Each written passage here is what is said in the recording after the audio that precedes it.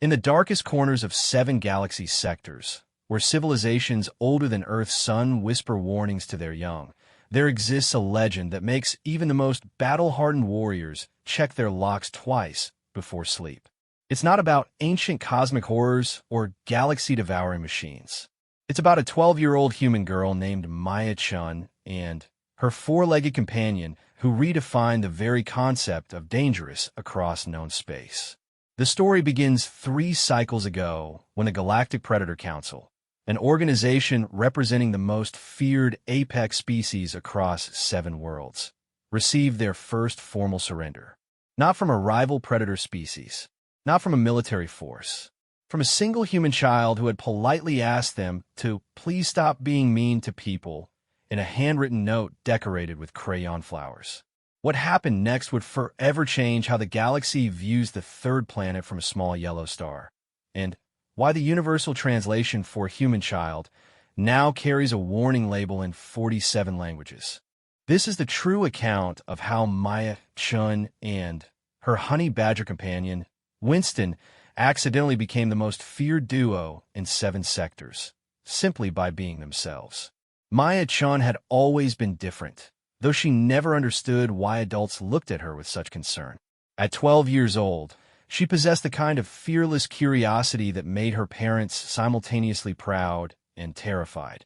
What made Maya truly unique wasn't her intelligence, though she was brilliant, or her determination, though she could be remarkably stubborn.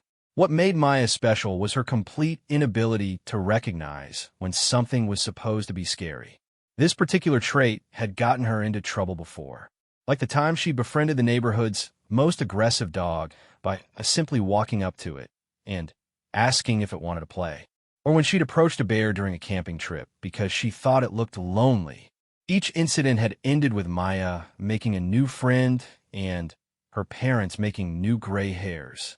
But nothing had prepared anyone for what would happen when Maya's family moved to the frontier colony of New Hokkaido, located on the edge of what the Galactic Federation politely called contested space. Her father, Dr. James Chun, had accepted a position as the colony's xenobiologist, specializing in the study of non-terrestrial life forms. Her mother, Dr. Sarah Chun, worked as a diplomatic liaison with the various alien species that occasionally visited the Outer Rim colonies. The move had required them to travel on one of the newer long-range passenger ships, the kind equipped with extended-range sensors and enough firepower to handle most pirates. What the ship's crew hadn't expected was to encounter a Forlac hunting pack 3 days out from their destination. The Forlacs were one of the galaxy's most notorious predator species. Standing nearly 3 meters tall, covered in chitin armor, and possessing razor-sharp claws that could slice through steel, they were the stuff of nightmares for most space-faring civilizations. They hunted in packs, were incredibly intelligent, and had a particular fondness for taking prisoners to use in their twisted hunting games back on their homeworld. When the Forlac ships surrounded the passenger vessel, the captain immediately began surrender negotiations. It was standard protocol when facing Forlacs. You handed over whatever they wanted and hoped they were feeling merciful enough to let you keep your life. Maya, however, had never read the protocol manual. She was in the observation lounge with her new companion, a honey badger named Winston that her parents had reluctantly allowed her to adopt from a wildlife rescue station. Winston wasn't an ordinary honey badger, though the full extent of his uniqueness wouldn't become apparent until much later. He'd been found as a kit near a crashed survey ship, having somehow survived alone on a hostile alien world for months. The rescue workers had noted his unusual size and apparent intelligence, but Maya had simply seen a friend who needed help. While the adults huddled in emergency meetings and the ship's crew prepared for the worst, Maya pressed her face against the observation window and watched the Forlac ships approach with genuine fascination. Winston sat beside her, his dark eyes fixed on the sleek predator vessels with what anyone else might have mistaken for simple animal curiosity. "They're actually kind of beautiful," Maya said to Winston, who made a small chittering sound that she'd learned meant agreement. "Look at how they move, like they're dancing." A nearby passenger, a Centauri trader named Vex, overheard her and, nearly choked on his drink. Beautiful? Child, those are Forlax. They're death incarnate. We should all be praying to whatever gods we believe in right now.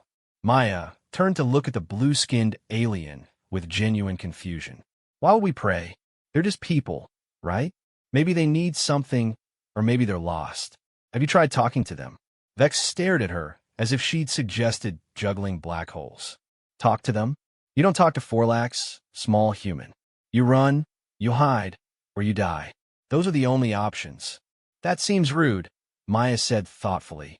My mom always says that communication is the foundation of understanding. Maybe they just don't know how to ask nicely for what they need.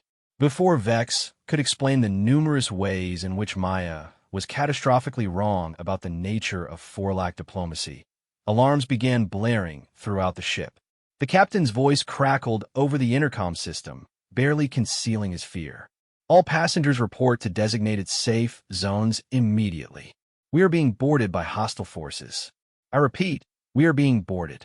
Remain calm and comply with all instructions. The observation lounge erupted in panic as passengers scrambled toward the exits. Parents grabbed children, traders clutched their most valuable possessions, and everyone moved with the desperate urgency of prey animals fleeing a predator. Everyone except Maya, who remained seated by the window with Winston in her lap. Aren't you coming? Vex called to her as he joined the exodus. Maya shook her head. I want to meet them. Winston and I have never met Forlax before.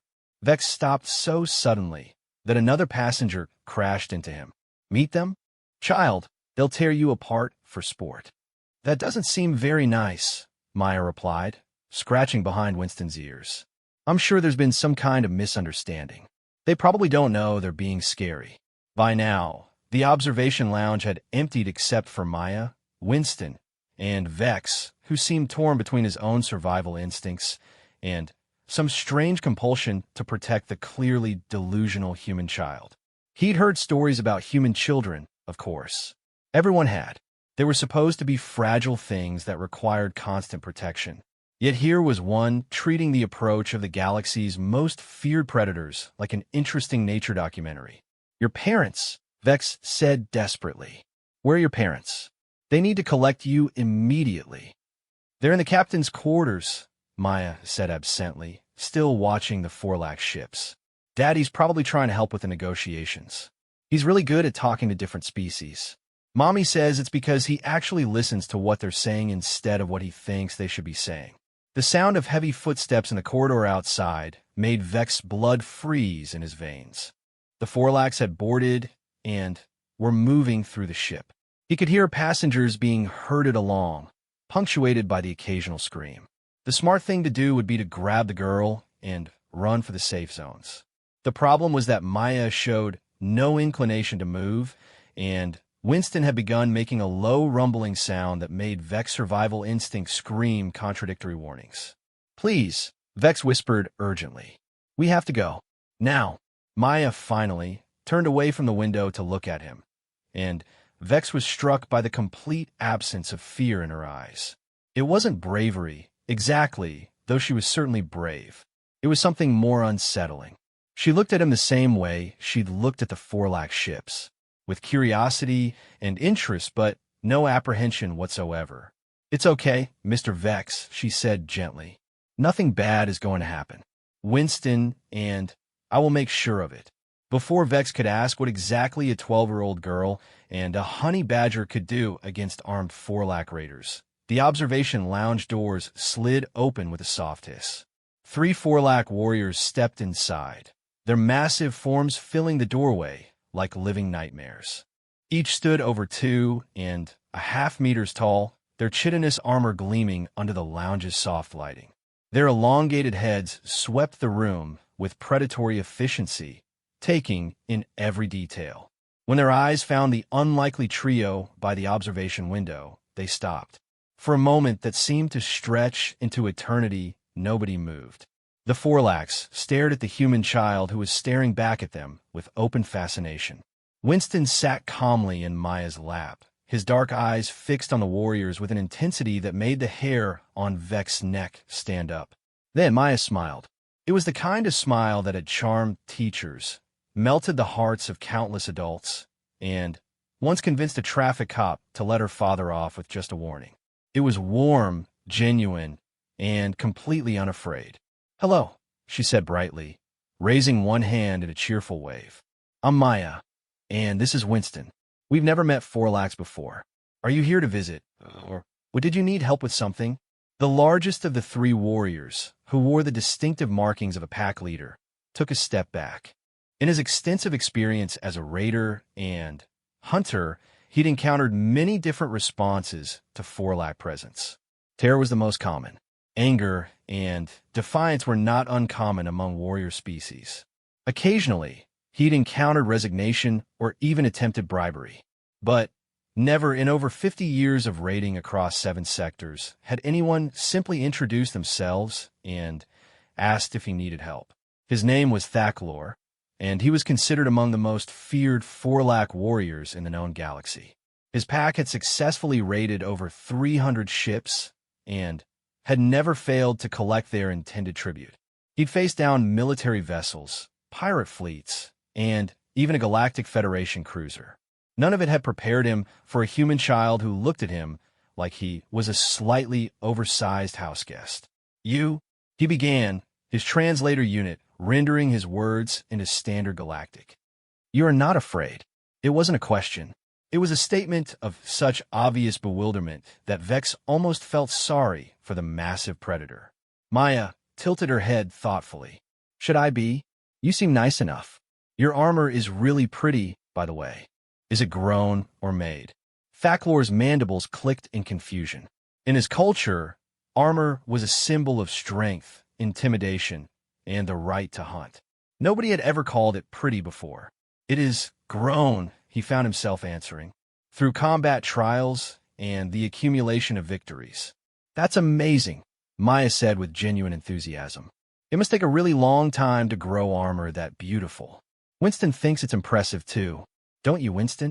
Winston made a small chittering sound that somehow conveyed both agreement and warning. The Forlax warriors shifted uncomfortably. They'd dealt with many species animals before, usually as terrified creatures cowering behind their owners. This small, earthly predator showed no fear whatsoever and seemed to be evaluating them with the kind of professional interest usually reserved for fellow apex predators. "You speak of your companion as if it understands," one of the other warriors observed. "Oh, Winston understands everything," Maya said matter-of-factly. "He's very smart. Smarter than most people, actually. He just doesn't talk much because he thinks most conversations aren't worth his time. But he likes meeting new people, especially interesting ones." Thacklor found himself in uncharted territory. The standard Forlax raiding protocol was simple. Board the ship, intimidate the passengers into compliance, take whatever tribute they'd come for, and leave. The presence of children usually made things easier, as parents would surrender anything to protect their young. But this child wasn't cowering behind an adult. She was sitting calmly in the middle of the room, treating his war pack like visitors who dropped by for tea. "Where are your parents, small one?" he asked, falling back on familiar patterns while his mind tried to process this unprecedented situation. "They're probably trying to figure out what you need," Maya replied helpfully. "Daddy's really good at that. He studies different species for a living, so he's used to figuring out what makes people tick. If you tell me what you're looking for, I could probably help speed things up." Vex made a small whimpering sound. The child was offering to help the Forlax raid her own ship. He was beginning to wonder if humans were actually an incredibly advanced predator species that simply looked harmless as some kind of evolutionary trick. "We require tribute," Thacklor said slowly. "Your species' governments have been slow in their payments to the Galactic Predator Council. We are here to collect what is owed." Maya's expression shifted to one of concern, though still not fear. "Oh no, that sounds like a bureaucracy problem. Those are the worst kind. Everyone gets upset, and nothing gets solved because nobody wants to admit they made a mistake with the paperwork." She paused, apparently thinking hard about something. Winston made a small sound, and she nodded as if he'd made a suggestion. Winston thinks you should talk directly to the people in charge instead of dealing with the middle management. That's usually where these things get stuck. Would you like me to introduce you to my parents? Mommy knows all about diplomatic stuff, and Daddy's really good at explaining complicated things in simple ways. Thacklor's translator unit was working perfectly, but he was beginning to suspect that something was wrong with his language processing centers. The small human seemed to be treating a rating action like a customer service complaint. You would introduce us? To your parents. Of course, Maya said brightly. That's what you do when friends meet friends. Though I should probably warn you that Daddy might get a little excited. He loves meeting new species, and he's never studied Forlax before. He'll probably want to ask you lots of questions about your culture and biology and stuff. Just tell him if he gets too annoying. One of the other warriors leaned close to Thacklor and whispered something in their native language. Thacklor's response was a series of clicks and growls that the translator unit marked as untranslatable, though Vex suspected they were probably profanity. This is not, Thacklor said carefully, how these encounters typically proceed. Maya looked genuinely confused. What do you mean? Usually there is fear, screaming, attempts to hide or flee, offers of desperate bargains for life and safety. That sounds terrible, Maya said with obvious sympathy. No wonder you're having trouble with the bureaucracy. If people are always scared and trying to run away, they're probably not thinking clearly enough to handle the paperwork properly. Fear makes people stupid, you know. Daddy taught me that. She stood up, settling Winston on her shoulder with practiced ease. Why don't we go find my parents? I bet we can sort this whole thing out without anyone having to be scared or upset. And with that, Maya-chan walked toward the exit, clearly expecting 3 of the galaxy's most feared predators to follow her like she was leading them on a school field trip. After a moment of stunned paralysis, they did exactly that. Vex remained frozen by the observation window, trying to process what he'd just witnessed. Somewhere in the back of his mind, he was beginning to understand why the human species had spread so rapidly throughout the galaxy despite their apparent physical fragility. If their children could accidentally negotiate with Forlac raiders, their adults were probably capable of absolutely anything. He decided to follow at a safe distance. This was either going to end very badly or become the most interesting story he'd ever have to tell. Either way, he wasn't going to miss it. The sight that greeted Thacklor and his warriors as they followed Maya through the ship's corridors would have been comical if it weren't so surreal. The small human walked ahead of them with complete confidence, chattering away about the ship's design features while Winston rode on her shoulder like some kind of furry advisor. Other passengers who caught glimpses of the procession pressed themselves against the walls in terror, unable to comprehend why a human child was apparently giving 3 Forlac warriors a guided tour. This is the hydroponics section, Maya explained as they passed a sealed door.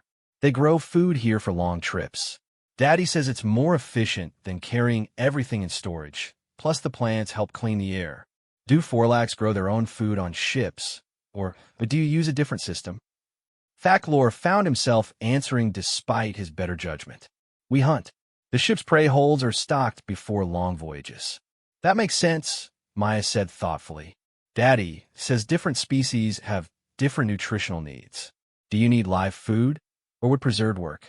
I'm asking because if it's a supply issue, that might be part of the bureaucracy problem. Sometimes people don't understand what other people actually need. One of Thacklor's warriors, a female named Kessara, leaned close to him and whispered, "War leader, this is highly irregular. Should we not simply complete the raid?" Thacklor was beginning to ask himself the same question. Standard protocol called for them to secure the valuable passengers and crew, extract whatever tribute they'd come for, and leave within 2 hours. They'd been on the ship for 30 minutes, and somehow found themselves receiving an impromptu lecture on spaceship infrastructure from a human child who showed no awareness that she was supposed to be terrified. The truly unsettling part was that her questions were actually quite intelligent. She was asking about Forlac logistics and supply chains with the kind of insight that suggested a sophisticated understanding of interstellar operations. Either human children were far more advanced than the intelligence report suggested, or this particular specimen was an anomaly. Maya. The voice carried a tone of parental panic that was universal across all species. Dr. Sarah Chun rounded the corner ahead of them, moving fast enough that her long dark hair was streaming behind her. She stopped abruptly when she saw her daughter walking calmly alongside 3 Forlac warriors, apparently engaged in pleasant conversation. "Hello, Mommy," Maya said cheerfully. "These are my new friends. They're here about a bureaucracy problem with the tribute payments. I told them you'd be able to help." Dr. Chun looked from her daughter to the Forlac warriors and back again, her expression cycling through confusion, terror, and a strange kind of resigned understanding that suggested this wasn't her first experience with Maya's unconventional approach to social interactions. "I see," she said carefully, her diplomatic training kicking in. "Hello, I'm Dr. Sarah Chun, Maya's mother, and a liaison specialist with the diplomatic corps. I understand there may be some administrative issues to discuss." Thacklor was beginning to suspect that he'd stumbled into some kind of elaborate psychological warfare tactic. No species could be this relentlessly reasonable in the face of what was clearly a hostile boarding action. Yet here was another human, obviously the child's parent, treating his war pack like bureaucrats who'd come to discuss filing procedures. "We are here to collect tribute," he said, falling back on directness. "Your species' governments have been delinquent in their payments to the Galactic Predator Council." Dr. Chin nodded thoughtfully. "I see. That does sound like something that would need to be addressed." "Maya, where did you meet our guests?" "In the observation lounge," Maya replied. "Winston and I were watching their ships approach. They're really beautiful, much more elegant than the cargo haulers we usually see." "Thank you," Kesare said before she could stop herself. The compliment seemed genuine, and Forlac warriors took great pride in their ships. "Our vessels are bred for both beauty and function." "Bred?" Dr. Chin asked with obvious interest. "Are Forlac ships biological constructs?" "That's fascinating. I've heard theories about bio-integrated technology, but never encountered it directly." And suddenly, Thacklor found himself in the middle of an impromptu cultural exchange instead of a raid. Dr. Chun was asking technical questions about Forlac ship design with the kind of professional curiosity that suggested genuine academic interest. Maya was chiming in with observations about the ship's movement patterns that demonstrated she'd been paying very close attention during their approach. Even the honey badger seemed to be listening intently, though its dark eyes remained fixed on the Forlac warriors with unsettling intensity. "Perhaps," Dr. Chun said after several minutes of discussion, "we should continue this conversation with my husband present. Dr. James Chun is a xenobiologist, and he'd be very interested in your perspectives on bio-integrated technology. He's currently in the captain's quarters, helping to coordinate the response to your arrival." "You wish us to meet with more of your leaders?" Thacklor asked, still trying to understand how a simple tribute raid had evolved into what appeared to be a diplomatic summit. "Well, if we're going to solve the bureaucracy problem properly, we should probably get all the relevant people together," Maya said reasonably. "That's how Daddy handles complicated situations at his work. Everyone sits down and talks until they figure out what's actually going wrong." Winston made a small chittering sound, and Maya nodded seriously. "Winston makes a good point. We should also make sure there's food and drink available. Talking is hungry work, and it's rude not to offer refreshments to guests." Thacklor's third warrior, a young male named Vorash, looked completely bewildered. "War leader, are we accepting an invitation to a meal?" The question hung in the air like a small bomb. In Forlac culture, sharing food with someone was a gesture of friendship and trust. It implied that you didn't consider them a threat and were willing to be vulnerable in their presence. For a raiding pack, to share a meal with their intended victims would be unprecedented. "We are not here for meals," Thacklor said firmly, trying to regain control of the situation. "We are here for tribute." "Right, the bureaucracy thing," Maya agreed. "But people work better when they're not hungry. It's basic psychology. And besides, you're probably tired from traveling. Long trips are exhausting." Dr. Chun watched her daughter with the expression of someone who'd long since given up trying to predict how Maya would handle unusual situations. If our guests would prefer to discuss the administrative issues in a more formal setting, I'm sure the captain would be happy to accommodate them. The captain, Thaklor said slowly, is prepared to negotiate? Well, he's certainly prepared to discuss the situation, Dr. Chun replied diplomatically. Though I suspect the real issue is going to be jurisdictional. Tribute payment schedules are typically handled by the colonial administration, not individual ship captains. We might need to establish a communication link with the appropriate authorities. Maya brightened. Oh, that's easy. The ship has quantum communication arrays. We can call New Hokkaido directly. The colonial governor is a friend of Daddy's. He's really nice, and he loves solving complicated problems. Thaklor felt the last vestiges of his carefully planned raid slipping away from him. Somehow, his simple tribute collection had become a multi-party diplomatic conference involving colonial governors and quantum communication arrays. He was beginning to understand why the intelligence reports on humans were so contradictory.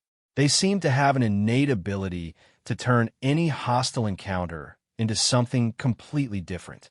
This is acceptable, he heard himself saying. We will discuss the matter with your authorities. Maya clapped her hands together with obvious delight. Wonderful. This is going to be much better than the usual way. Winston and I hate it when people are upset and scared. It makes everyone stupid and angry. As they made their way toward the captain's quarters, Vex emerged from a side corridor where he'd been following at a safe distance. His blue skin had taken on a slightly greenish tinge that suggested either nausea or profound confusion. I've been trading in these sectors for 40 years, he announced to no one in particular. I have seen pirates, raiders, military actions, and diplomatic incidents. But I have never seen anyone accidentally turn a Forlac raid into a dinner party. We're not having a dinner party, Maya corrected gently. We're having a working meal to solve a bureaucracy problem. It's completely different. Of course it is, Vex muttered. How foolish of me to confuse the two. The captain's quarters were larger than the other spaces they'd passed through, designed to serve as both a working office and a meeting room for important passengers. When they arrived, they found Captain Rodriguez in intense discussion with Dr. James Chun and two members of a senior crew. The conversation stopped abruptly when the door opened to admit what appeared to be a peaceful diplomatic delegation consisting of two humans, one honey badger, one traumatized Centauri trader, and three of the galaxy's most feared predators. Captain Rodriguez was a veteran of 30 years in space, and he'd seen enough strange things to have developed a certain philosophical flexibility about unusual situations. Still, the sight of his youngest passenger apparently escorting Forlac warriors to a business meeting was something new even for him. Captain Rodriguez, Dr. Chun said smoothly, I'd like you to meet War Leader Thaklor and his colleagues. They're here to discuss some administrative issues regarding tribute payment schedules. Dr. James Chun looked at his wife, then at his daughter, then at the Forlac warriors, and finally at the honey badger perched on Maya's shoulder. His expression suggested the rapid mental calculations of a parent trying to figure out exactly how his 12-year-old daughter had become involved in interstellar diplomacy. I see, he said carefully. Well, any friends of Maya's are welcome here. Please have a seat. Can we offer you anything? Coffee? Yeah. I'm afraid I'm not familiar with Forlac dietary preferences. They like live food, Maya said helpfully. But Winston thinks they'd probably be okay with regular food if it's prepared properly. He's very good at understanding what different species need. Winston made a soft chittering sound that somehow conveyed both agreement and mild impatience with the adult's inability to grasp basic hospitality concepts. Live food is not necessary, Thaklor said, settling into one of the reinforced chairs that was barely adequate to support his bulk. We have eaten recently. What followed was perhaps the most surreal diplomatic negotiation in the history of interspecies relations. Captain Rodriguez established a quantum link with New Hokkaido's colonial administration, while Dr. Chun provided background information on tribute payment protocols, and Dr. James Chun asked increasingly detailed questions about Forlac biology and culture. Maya served as an unofficial moderator, somehow keeping everyone focused on solving the actual problem rather than getting bogged down in politics or posturing. The real breakthrough came when Winston apparently decided to take a more active role in the proceedings. The honey badger climbed down from Maya's shoulder and approached the Forlac warriors, studying each of them with obvious intelligence before making a series of chittering sounds that seemed to convey complex information. "What is your companion saying?" Kesare asked with obvious fascination. Maya tilted her head, listening intently. "Winston says you're not actually raiders. You're more like debt collectors. But you're frustrated because the people who are supposed to pay you keep sending you to the wrong places to talk to the wrong people about the wrong things." Tacrose mandibles clicked in surprise. "That is surprisingly accurate. Winston's really good at reading people," Maya said proudly. "He says you'd rather be hunting real prey instead of flying around dealing with bureaucrats who can't file paperwork properly." "The small predator is wise," Vorash said with genuine respect. "We are warriors, not administrators. But the council requires tribute, and someone must collect it." Dr. James Chun leaned forward with obvious interest. "So, the Galactic Predator Council is essentially a protection service? You provide security in exchange for regular payments?" "Basically," Thacklor admitted, "though we prefer the term hunting rights management. The galaxy is full of prey species that cannot defend themselves adequately. We ensure their continued survival in exchange for appropriate tribute." "That's actually quite reasonable," Dr. Chen said thoughtfully, "though the collection system seems inefficient. How often do you have to deal with payment delays?" "Constantly," Kesare said with obvious frustration. "Prey species governments are notorious for bureaucratic delays, jurisdictional disputes, and administrative errors. We spend more time chasing paperwork than we do actual hunting." Maya perked up with obvious excitement. "Oh, that's easy to fix. You need a better accounting system. Daddy set up something similar for his research department. All the different species he works with have completely different bureaucracies, so he created a universal tracking system that automatically handles all the different requirements." "Your father created a system for managing interspecies bureaucracy?" Thacklor asked with what might have been hope in his voice. Dr. James Chun looked slightly embarrassed. "It's not that impressive.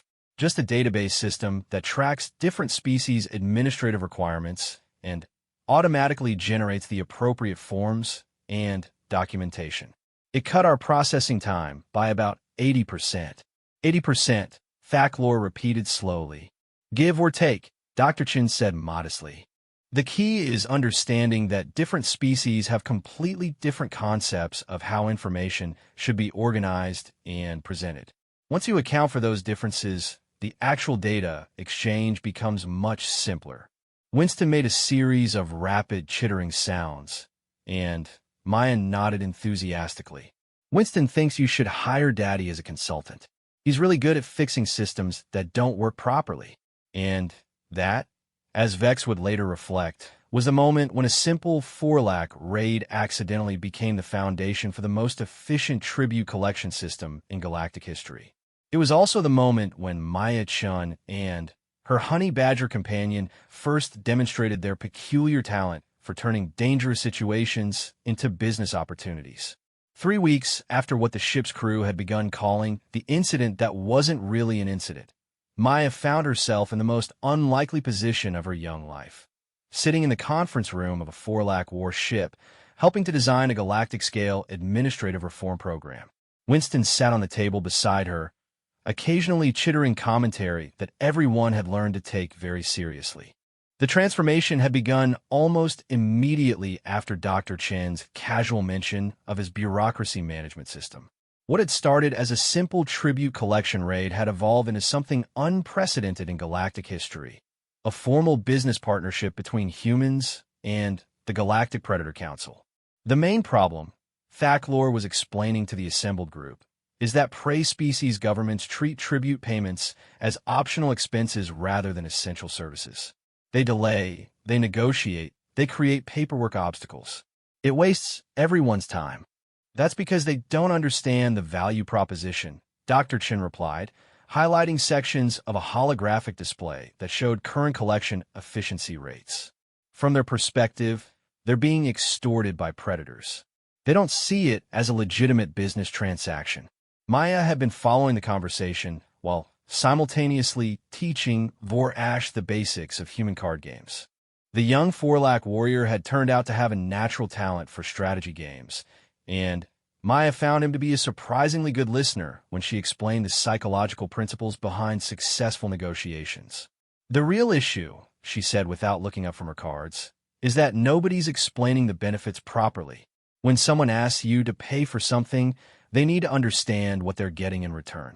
Kesare leaned forward with interest. She'd become fascinated by Maya's ability to simplify complex problems into basic principles. What do you mean, small wise one? Maya finally looked up from her cards, wearing the patient expression she used when explaining obvious things to confused adults. Well, what do the prey species actually get for their tribute payments?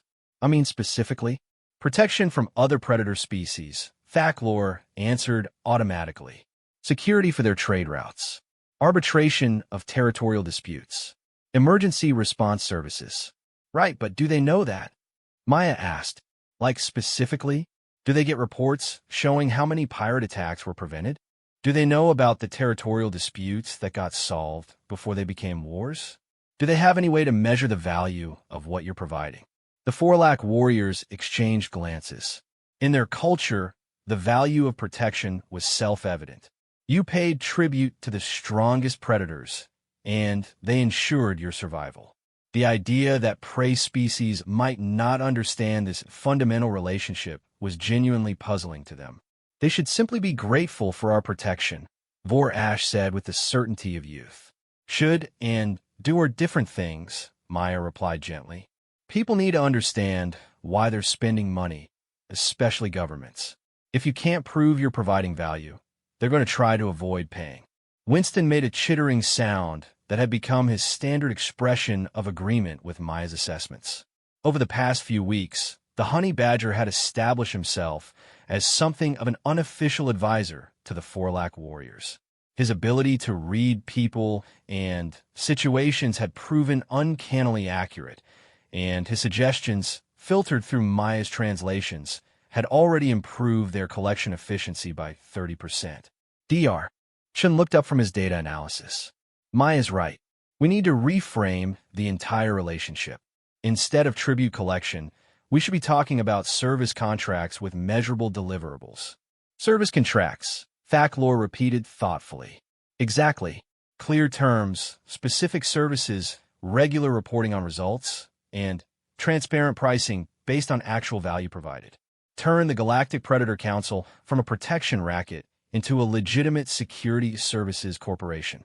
Captain Rodriguez, who had become an unofficial observer of these sessions, shook his head in amazement. I've been in space for 30 years, and I've seen a lot of strange things. But watching a 12-year-old girl help redesign the galactic economy is definitely a first.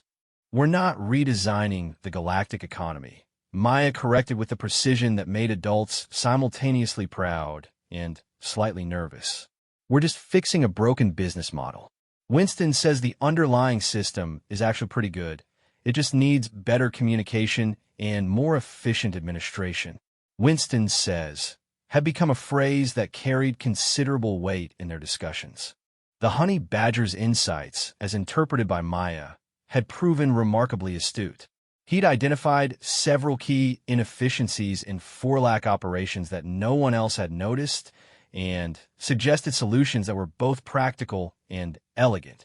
The current meeting was focused on implementing the pilot program they developed for the new Hokkaido sector. Instead of sending warships to collect tribute, the Predator Council would establish a permanent liaison office on the colony world. Species that purchase protection services would receive regular reports on security activities in their area, along with detailed analysis of threats prevented and services provided. The quarterly reports are crucial, Dr. Chan was explaining. Governments need documentation to justify expenditures to their populations. Give them clear metrics showing the value they're receiving, and they'll be much more willing to maintain their payments. And if they're still not willing? Kesare asked. Maya looked up from her cards again. Then you fire them as customers and let their competitors know that they're available territory. Basic market economics. Bad customers aren't worth keeping. The casual way she discussed territorial acquisition made several of the adults in the room slightly uncomfortable, but the Forlax nodded approvingly. Maya had an intuitive understanding of predator-prey dynamics that impressed them considerably. The small wise one speaks truth, Thaklor said approvingly. Prey species that do not value protection do not deserve it. Exactly. And the ones that do value it will pay properly for good service, Maya added. Winston says reputation is everything in service industries. If you do good work and treat your customers fairly, word gets around. The meeting continued for several more hours, working through the details of contract templates, service level agreements, and performance metrics. Maya contributed suggestions with the kind of matter-of-fact competence that had become familiar to everyone involved. She had a gift for identifying the core issues underlying complex problems and proposing solutions that were both simple and effective. As the session was winding down, Vorash made an observation that had been bothering him for days. Small wise one, may I ask you something? Of course, Maya replied, helping Winston collect the playing cards they'd been using. You are very young by human standards, yet you understand these matters better than many experienced leaders. How is this possible? Maya considered the question seriously. She'd been asked similar things by adults her entire life, and she'd never been sure how to explain it in a way that made sense to them. I think, she said slowly, it's because I don't know enough to be scared of asking simple questions. Adults know so much about how things are supposed to work that they forget to ask whether they actually do work. Winston, and I don't have that problem. Also, she added with a grin, Daddy always says that the most complicated problems usually have simple solutions. People just make them complicated because they're trying to look smart or because they're afraid of change. Winston chittered something, and Maya nodded. Winston says that fear makes people stupid, but curiosity makes them smart. And humans are naturally curious, so we tend to ask a lot of questions. Dr. Chin smiled at his daughter with obvious pride. Maya's always been like this. Even as a very small child, she'd ask questions that made me realize I didn't really understand things I thought I knew well. It is a valuable trait, Thaklor observed. In our culture, we value strength and cunning in battle. But perhaps we have overlooked the importance of wisdom in administration. Different kinds of intelligence are good for different things, Maya said philosophically. You're really good at fighting and protecting people. Daddy's really good at understanding how different species think and work. I'm apparently good at asking obvious questions that nobody else wants to ask. Winston's good at everything, but he's modest about it. The honey badger made a sound that might have been embarrassment or pride, and everyone laughed. It was a strange sound in a Forlac War ship, but it had become increasingly common during these meetings. As they prepared to wrap up the session, Captain Rodriguez raised a concern that had been troubling him. What happens when this pilot program succeeds? And I think we all agree that it will succeed. Word is going to spread throughout the galaxy that humans, specifically a human child, helped reorganize the Galactic Predator Council. That's going to attract a lot of attention, not all of it friendly. The adults in the room exchanged worried glances. It was a valid concern. Maya's involvement in restructuring one of the galaxy's most powerful organizations would inevitably become known to other species, many of whom might not be as reasonable as the Forlax had proven to be. Maya, however, didn't seem particularly concerned. Winston says we'll deal with problems when they show up. Worrying about things that haven't happened, yet just wastes energy that could be used for more interesting stuff. And besides, she added with the confidence that had become her trademark, if other people want help fixing their broken systems, that just means more interesting projects. Winston and I like meeting new people and solving new problems. Dr. Chin looked at his daughter with a mixture of pride and concern. Maya's fearless optimism was one of her most endearing qualities, but it also made her completely oblivious to the potential dangers of her rapidly growing reputation. Perhaps, Thaklor suggested, the small wise one and her companion should consider accepting the protection of the Predator Council. We have, after all, formed a profitable partnership. It would be unfortunate if other species interfered with our business relationship.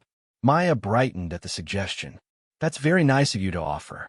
Winston and I would be honored to be friends with the Predator Council.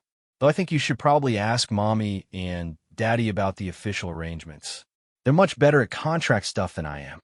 And so, almost casually, Maya Chun became the first human child to be granted formal protection by the Galactic Predator Council. The document that Thaklor prepared and transmitted to the Council's leadership was brief and to the point.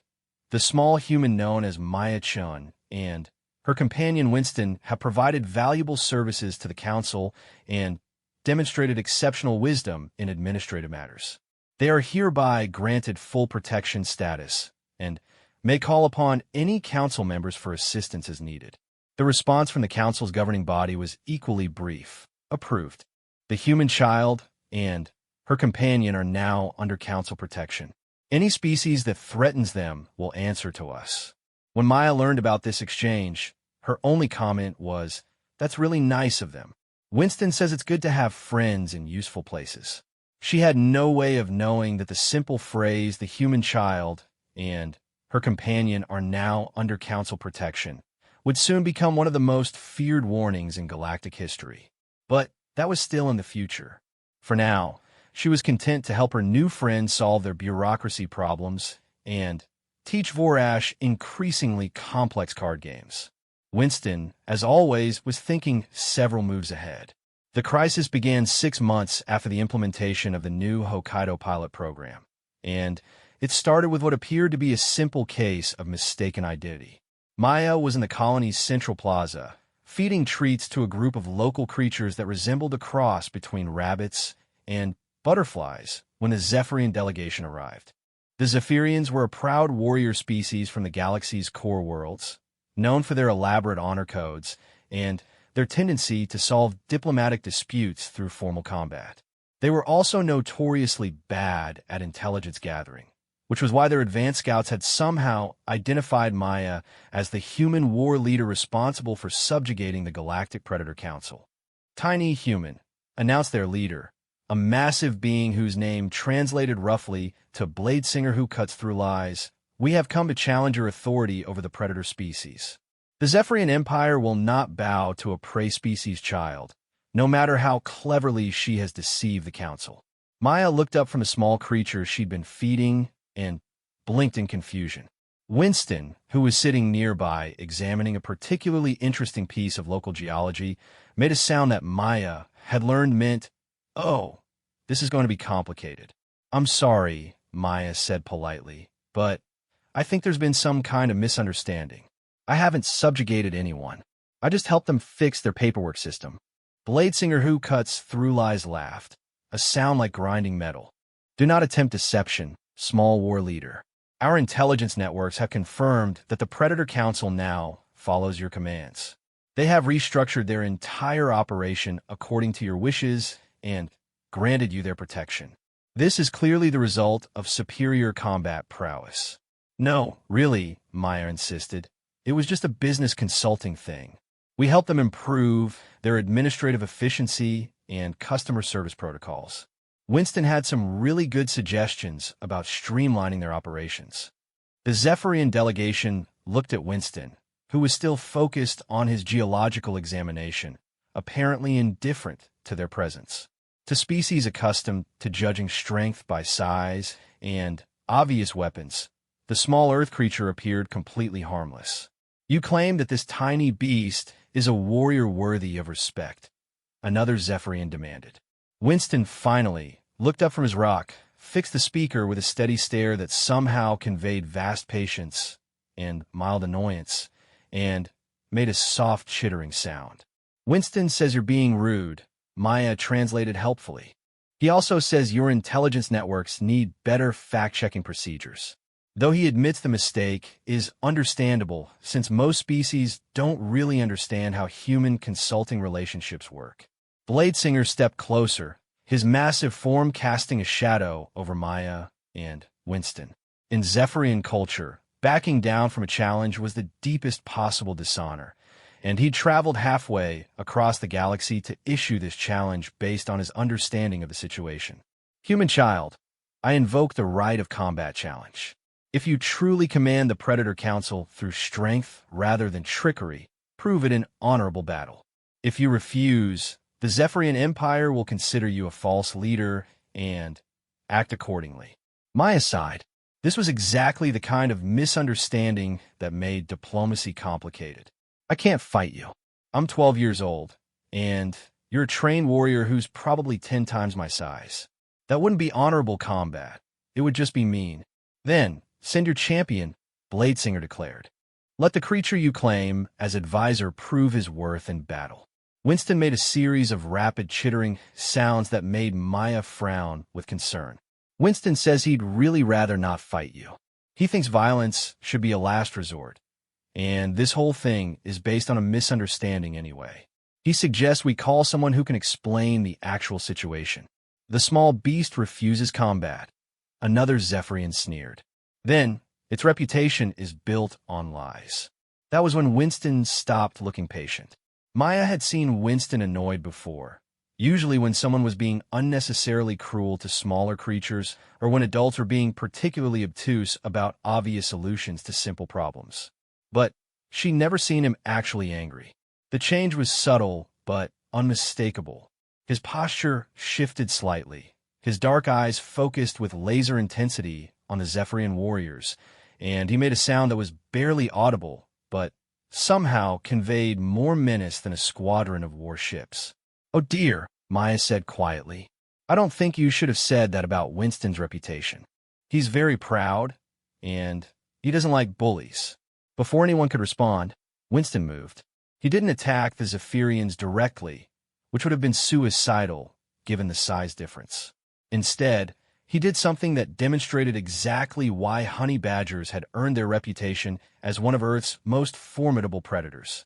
He picked up the rock he'd been examining earlier and threw it, not at the Zephyrians, but at a massive boulder that was balanced precariously on the hillside above the plaza. The rock was exactly the right size, thrown with perfect accuracy, and struck precisely the point that Winston's geological survey had identified as the critical stress fracture. The boulder, which weighed approximately 50 tons, began to slide down the hillside with gathering momentum. "Everyone move," Maya shouted, grabbing Winston and diving toward the plaza's central fountain. The Zephyrian warriors, trained fighters with excellent reflexes, scattered in different directions as 50 tons of rock crashed through the space where they'd been standing moments before. When the dust settled, the plaza looked like a war zone. The boulder had shattered into hundreds of smaller pieces, creating a field of debris that effectively surrounded the Zephyrians. They could leave, but they'd have to climb over unstable rubble to do it, and their ship was parked on the far side of the destruction zone. Winston sat calmly beside the fountain, once again examining geological samples as if nothing unusual had happened. "Winston says the local rock formations are very interesting," Maya announced to the stunned Zephyrians.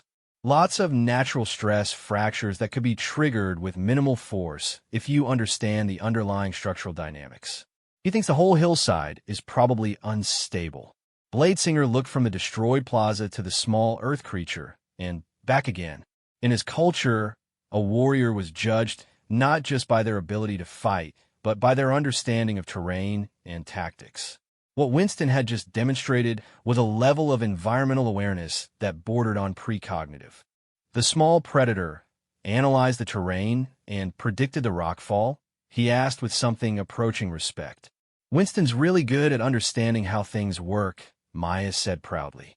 "He spent about 20 minutes studying the rock formations before you arrived. I think he was planning contingencies in case the conversation went badly." "Contingencies," another Zephyrian repeated weakly. Winston chittered something, and Maya nodded. "Winston wants you to know that this was just a demonstration. He says the real traps would be much more creative, but he didn't want to hurt anyone over a simple misunderstanding." The implications of this statement took a moment to sink in. Winston had casually neutralized a group of trained warriors using nothing but environmental awareness and a thrown rock. And he'd done it in a way that didn't actually harm anyone, while simultaneously demonstrating that he could have done much worse if he'd chosen to. Your companion, Bladesinger said slowly, is a tactician of considerable skill. Winston's really smart, Maya agreed. But he's also very nice. He only gets dangerous when people are being unreasonable.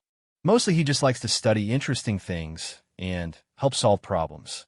Captain Rodriguez, who had been watching the entire incident from the colony administration building, approached the group with the careful steps of someone trying not to trigger any additional geological instabilities. "Is everyone all right?" he called out. "We're fine," Maya replied cheerfully, "though I think we might need some equipment to help clear the plaza." Winston's demonstration was very effective, but it made kind of a mess. "Demonstration," Captain Rodriguez repeated, looking at the devastated plaza. "Right." Bladesinger was beginning to understand why the Galactic Predator Council had found it profitable to work with humans. A species that could produce individuals capable of this level of tactical thinking, even at a young age, was not to be underestimated. The fact that they disguised it as business consulting only made it more impressive. "Small war leader," he said formally, "I owe you an apology. My intelligence sources were clearly inadequate. You have not subjugated the Predator Council through combat." "No, really, we just helped them with their paperwork," Maya insisted. "You have formed an alliance with them through superior strategic thinking," Bladesinger continued, ignoring her protest. "This is an even more impressive achievement." Maya looked at Winston, who chittered something that made her sigh. Winston says this is one of those situations where explaining the truth will just make people more confused. He thinks we should just accept the apology and move on. "Your advisor is wise," Bladesinger agreed. "The Zephyrian Empire would be honored to establish friendly relations with your consulting firm." And that was how Maya Chun accidentally became known throughout the galaxy as the human child who could predict and manipulate geological events with supernatural accuracy. The story of Winston's demonstration spread through trade networks and diplomatic channels, growing more elaborate with each telling. By the time it reached the Outer Rim, Winston had become a tactical genius capable of reshaping entire planetary landscapes. Maya's parents watched the news reports with a resigned expression of people who'd given up trying to predict their daughter's impact on interstellar relations. "At least nobody got hurt, Dar," Chin said optimistically. "Yet," Dr. James Chin replied. "But I have a feeling this is just the beginning." Winston, for his part, was already studying the geological surveys of 7 different star systems that had requested consultations. Maya had taught him to read human technical documents, and he'd become fascinated by planetary formation patterns. He was particularly interested in a system where the local government was having trouble with unstable mining operations.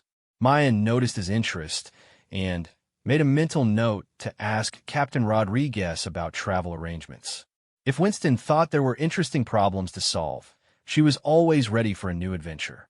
After all, someone had to help fix all the broken systems in the galaxy. And apparently she and Winston were getting pretty good at it. 1 year after the Zephyrian incident, Maya Chun had become something of a galactic celebrity, though she remained largely oblivious to her growing reputation. She was too busy with her various consulting projects, her correspondence courses from Earth's educational system, and her ongoing efforts to teach Winston advanced mathematics. The honey badger had shown a remarkable aptitude for statistical analysis and had recently begun contributing to several scientific journals under the byline W. Badger, Independent Researcher. The crisis that would cement their legend began on what Maya considered an ordinary Tuesday. She was sitting in the garden behind their house on New Hokkaido, working on a history assignment about the formation of the Galactic Federation, when Winston suddenly stopped his own studies and made an urgent chittering sound. "What is it, Winston?" Maya asked, looking up from her tablet. Winston pointed toward the sky with one paw, and Maya followed his gaze to see what appeared to be the largest fleet of warships she'd ever encountered.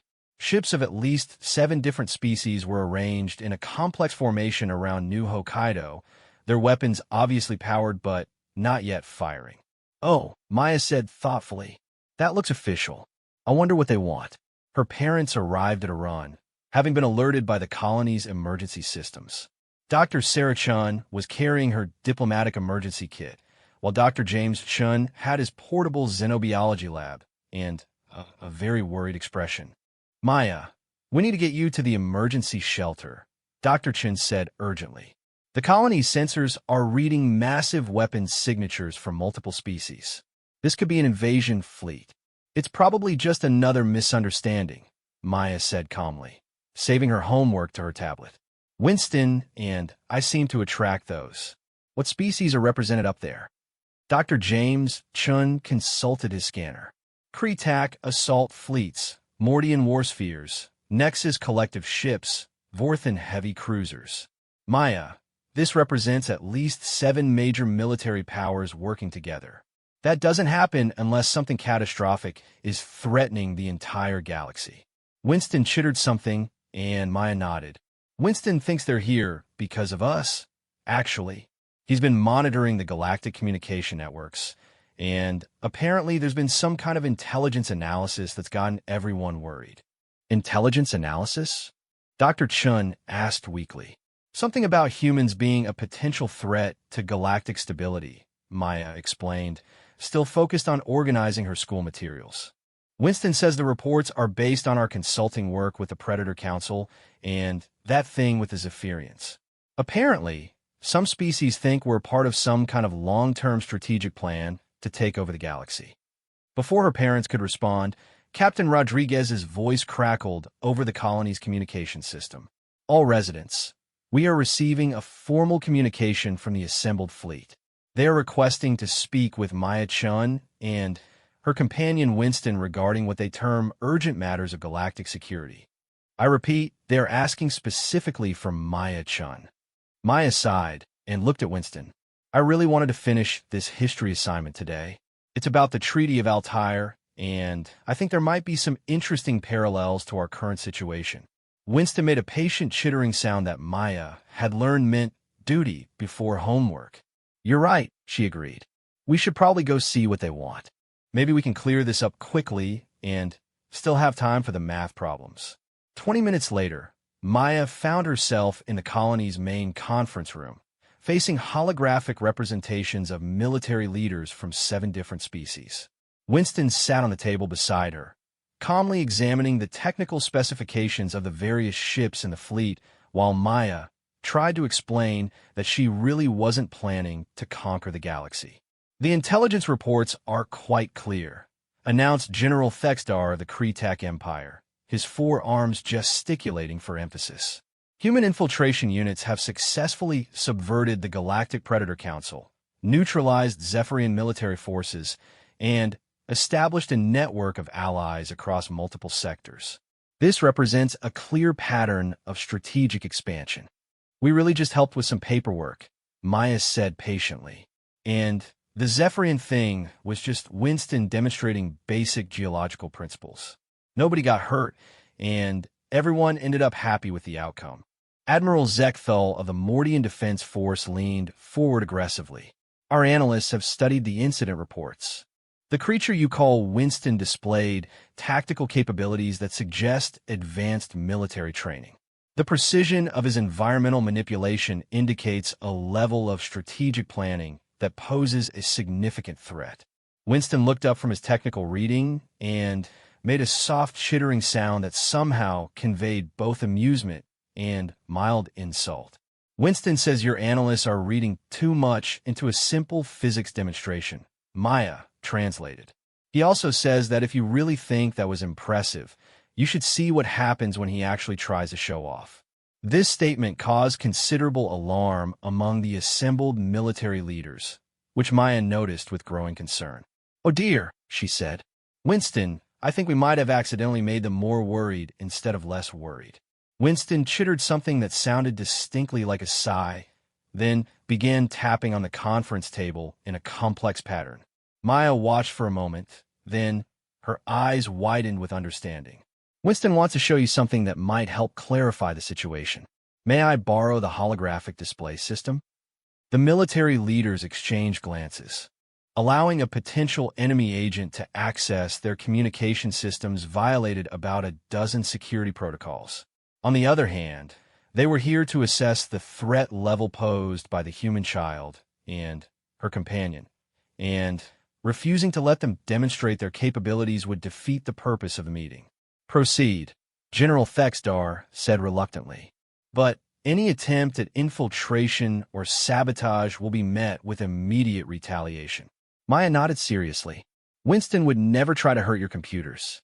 He thinks damaging information systems is wasteful and rude. She began entering commands into the holographic display, following Winston's guidance with the kind of casual competence that made the watching military leaders increasingly nervous. Within moments, the air above the conference table filled with a three-dimensional map showing the current positions of all 7 fleets in perfect detail. This is your current formation, Maya said, highlighting different ship groups with different colors. Winston's been monitoring your tactical deployment while we've been talking. He says it's a classic multi-species coordination pattern, though there are some interesting variations in your positioning. The map zoomed in to show individual ships, complete with accurate weapon loadouts, shield configurations, and crew complements. Information that should have been impossible for an unauthorized party to obtain. How are you accessing classified tactical data? Admiral Zekthal demanded. Winston's really good with computers, Maya said matter-of-factly. He's been teaching himself programming languages from the galactic networks.